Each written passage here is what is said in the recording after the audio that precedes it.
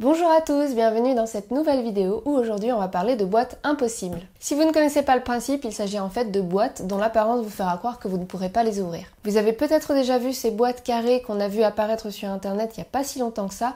Je me suis donc inspirée de ces boîtes pour en faire des boîtes triangulaires. Donc j'ai totalement réinventé le concept en forme triangulaire puisque la manière de l'ouvrir est totalement différente que celle qui existe déjà. Comme d'habitude dans cette vidéo, je vais vous montrer toutes les étapes par lesquelles je suis passée pour la fabrication et restez bien jusqu'à la fin puisque j'ai l'intention d'envoyer ces 4 boîtes à 4 personnes d'entre vous pour que vous ayez un petit souvenir de la chaîne. Donc à la fin de cette vidéo, je vous expliquerai comment vous pouvez participer au tirage au sort. En attendant, je vous laisse avec les explications.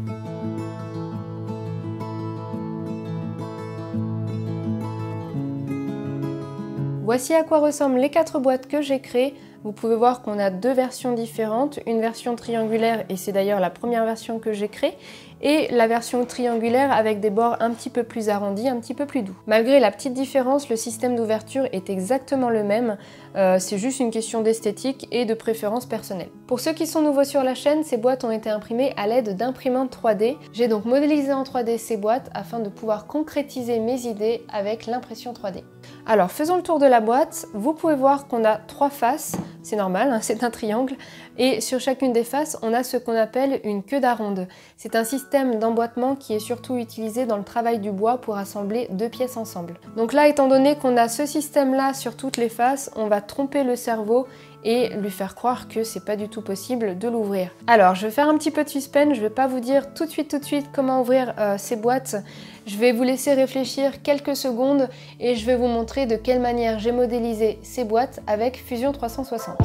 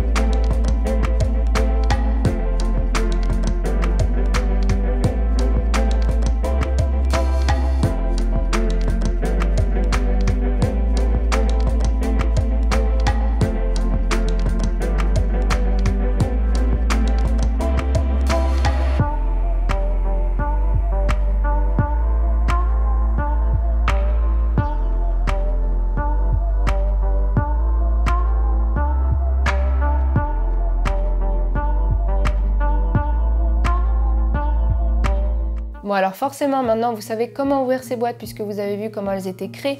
Donc il suffit simplement d'ouvrir en faisant une rotation. Donc vous voyez c'est quand même très simple. Mais je trouve que l'illusion fait vraiment bien son travail et on se demande vraiment à première vue comment est-ce qu'on va pouvoir l'ouvrir. Sur cette version, j'avais la place d'y mettre un aimant sur un des coins. Ça permet de faciliter la fermeture. C'est-à-dire que quand je vais fermer la boîte, les aimants vont s'attirer et tout va s'aligner automatiquement. Sur les autres boîtes, je n'avais pas la possibilité puisqu'il manquait des espaces pour ça. Mais bon, écoutez, c'est pas grave, ça marche tout aussi bien. C'est juste qu'à la fermeture, il faudra s'arrêter pile à l'alignement et que ça fasse l'illusion. J'ai également fait une version en bois. Je trouve que le résultat est quand même bien sympa en bois, ça renforce presque le côté emboîtement en bois de la queue d'aronde comme je vous expliquais précédemment.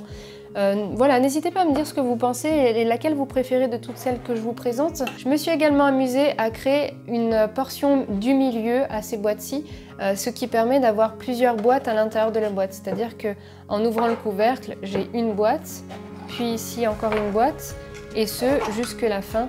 Donc on a un petit rangement organisé qui est quand même bien sympathique je trouve. Une fois que le couvercle et la boîte étaient créés, en fait il suffisait simplement de fusionner en quelque sorte les deux pour avoir une partie intermédiaire et pouvoir l'imprimer. Par contre l'impression a demandé pas mal de support étant donné qu'il y avait toute une partie dans le vide, donc ça c'était un petit peu l'inconvénient, mais ça s'est très bien fait et au final l'impression est très propre. Pour ceux qui ont une imprimante 3D et qui souhaiteraient connaître les références des filaments utilisés dans cette vidéo, n'hésitez pas à regarder dans la barre d'infos sous cette vidéo, je vous mets absolument tout. Pour ceux qui le souhaitent, je vous mets également dans la description les fichiers sources, comme ça vous pourrez vous aussi les imprimer à la maison ou les faire imprimer si vous n'avez pas d'imprimante 3D.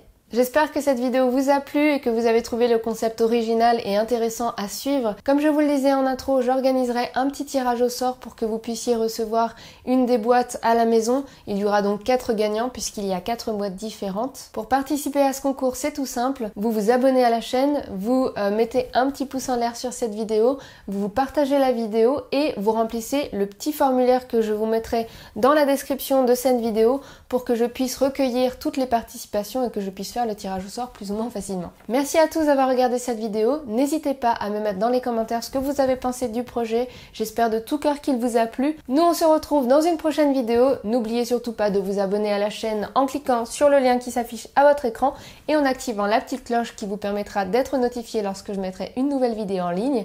Et moi, je vous dis à très bientôt dans une prochaine vidéo.